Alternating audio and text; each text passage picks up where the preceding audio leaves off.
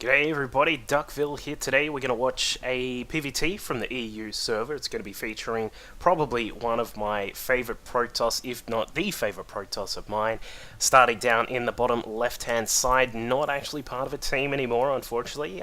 He's actually left Absolute Legends. It is BabyKnight. He's going to be facing off against one of the most beastly Terran players from the EU scene, playing a ridiculous amount of games on ladder each day, every day. It is EmpireKas, and we'll find out how these guys are going to play it out. It is Tal'Darim Altar is the map, a very long distance between them, as we saw. It's diagonal spots, which means that, you know, we could be forced into a bit of a macro game, or perhaps something a little sneaky will come out of one of these players, depending on how they want to, how they want to play it out, how they like to play it. These two players, if you catch either of their streams, or at least BabyKnight's stream, you'll see that they actually run into each other quite a lot on ladder. So it's a situation where you will be where your opponent, it's not as if Kas or BabyKnight will not know what their capabilities are. Kas should know that BabyKnight does have really powerful blink play. He's got a very good one gate FE style that he uses, and is really competent in that perspective. And of course BabyKnight will know that Kas is just a very good all-round Terran, has really good bio control, that sort of thing, and will of course need to accommodate for those sorts of practices which may occur. So this will be interesting to see how they play it. At the moment, it looks like BabyK will probably go for his the one-gate expand, very common build to use in the PvT matchup. Of course, we do see it quite a lot of the time, using it myself on the ladder. It's all good fun. Lets you expand, lets you get a little bit of pressure on right at the start with 3 gates, and can lead to perhaps a win straight up very early on, or a little bit more of a macro game where you have to be protected a little bit after that first attack. But Kas has got his orbital command on the way.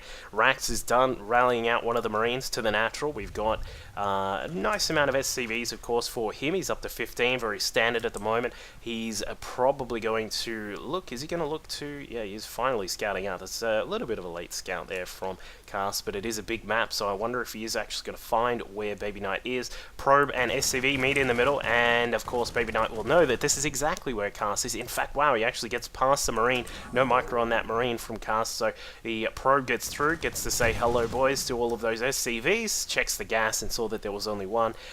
Meanwhile, for Kas, he's just still, he's scouting out. He's down to the bottom right position, so he is going to be a little bit late with what he's going to see here. In fact, the Stalker should come out and block the scout from Kas, so BabyKnight will be in a very good position here. He's actually taken the second gas, so I'm very interested to see what he's going to do. Twilight Council, this bodes for something along the lines of DTs or perhaps a blink. I'm not really sure. We'll have to find out depending on what exactly he goes for. Of course, if he's going to go for DTs, he might have wanted to save a bit more gas. Yeah, this second Stalker means that if he was going to try and get some DT action going, it will be a little bit delayed, because the Dark Shrine, of course, costing 250 gas means that a second Stalker is sort of pushing the limits here. But he is going to get a third Stalker out. I'm thinking this is much more leaning towards blink tech now.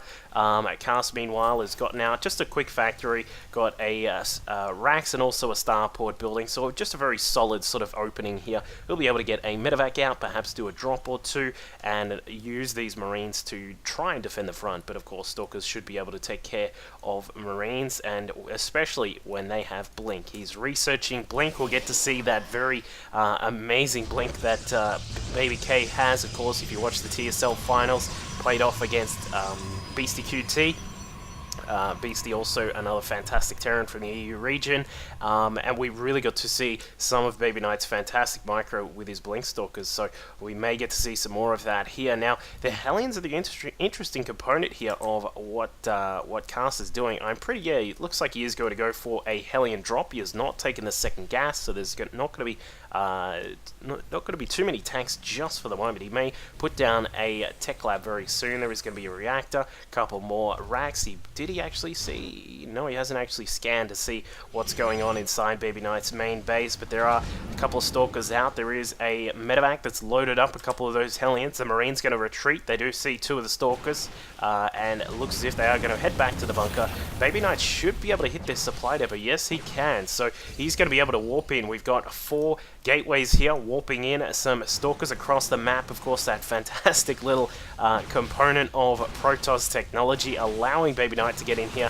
He's going to take a few shots at those SCVs, going to lose some shields and a little bit of health on that stalker, but not to worry. He's got a few here. He can let the shields regen. He may be wondering, where are the rest of Kas's forces? Does he have some tanks building back here? Does he have, you know, something random like a Thor, a Banshee, something like that?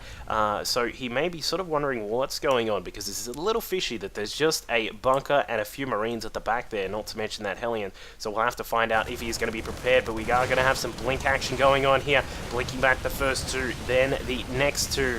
These guys are just lining up for it, taking down the bunker. Kas with no SCV protection there. Back inside the beta BabyK. Hellions dropping out. They are going to be able to roast up everything here. A few Stalkers warping in to save the day, but the Stalkers at the front have actually done so much damage. They've removed a lot of the Marines, the Hellions that were there, and now some of these SCVs as well. BabyKnight only losing a few of his own workers. The worker count is actually, well, it was even for a brief moment there, but as we can see, just blinking back slowly, a little bit of micro, and BabyKnight's going to take this game very simply. Apparently he's sent 5 SCVs over today. Not enough, I don't think, but Kas GG's and has to head out of that game because it is all over and done with you know, 10 Stalkers on the map. They've got Blink, and the control of BabyKnight means that they're going to be staying alive for quite a while. So good game there from BabyKnight, taking advantage of his Blink micro there and just showing Kas that he can't just sit back on one bunker, and only with a couple of SCVs repairing, and that'll be it for this one. I'll catch you all next time. Laters.